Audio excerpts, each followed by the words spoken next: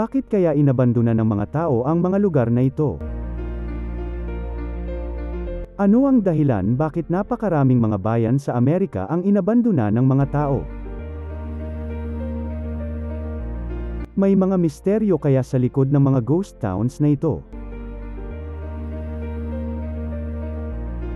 Narito ang 5 sikat at kilala mga ghost towns sa buong Amerika.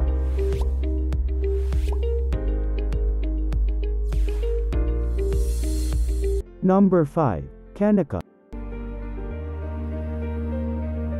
Isa sa pinaka-remote na ghost town sa buong mundo. Matatagpuan ito sa Alaska. Dating copper mine town na naitayo noong 1903, natuyo o naubos ang copper sa minahan. Kaya inabandona noong 1938. Ngayon paborito itong pasyalan ng mga tao, dahil sa napaka-instagrammable ng mga bahay at tanawin nito. Number 4, Bannack. Founded in 1862, at naging dating capital pa ito ng Montana. Dating minahan ng gold, naging ghost town ito noong 1940s. Number 3, Forest City Street, Elmo. Dating minahan ng gold at silver, na dati may populasyon ng 2,000 katao. Pribadong pagmamay-ari na ito ngayon upang mapangalagaan. Ngunit may mga turista pa ring bumibisita sa lugar. Dahil daw ito ang isa sa mga may most paranormal activity sa lahat ng ghost towns. Number 2, Bodie.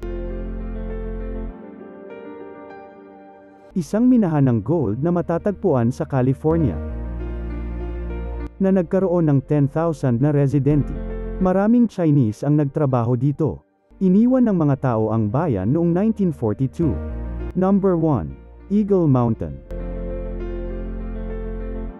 Ito ang bayan ng Eagle Mountain sa California, USA. Nasa 4,000 na residente ang dating naninirahan dito. Ngunit ngayon isa na itong ghost town.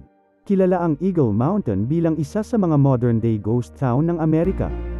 Pinatayo ang bayang ito noong 1948 sa gitna ng desyerto ng California. Sa tulong ni Henry J. Kaiser, sa lugar rin na ito matatagpuan ang ngayoy abandonadong minahan ng iron ore na dating pag-aari ng Kaiser Steel. Sa kasagsagan ng pagmimina dito noong 1950s, ay umabot pa ng 4,000 ang populasyon sa bayang ito. May sarili itong hospital, shopping center, simbahan, paaralan at iba pa. Aabot sa humigit kumulang 400 na mga bahay ang dati nilalaman ng bayan na ito.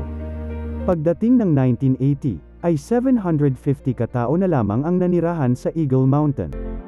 At noong 1981, ay tuluyan ng ipinasara ng Kaiser Steel ang minahan nito sa Eagle Mountain. Mula sa taong ito, ay sunod-sunod nang nagsara ang mga establishments ng bayan. At unti-unting nagsiyalisan ang mga tao. Hanggang dumating ang panahon na tanging mga alikabok at mga alaala na lamang ang natira sa bayan ng Eagle Mountain. At tuluyan ang naging ghost town. Ikaw, kung bibigyan ka ng pagkakataon, nanaisin mo din bang bumisita sa mga ghost towns na ito? Comment down below.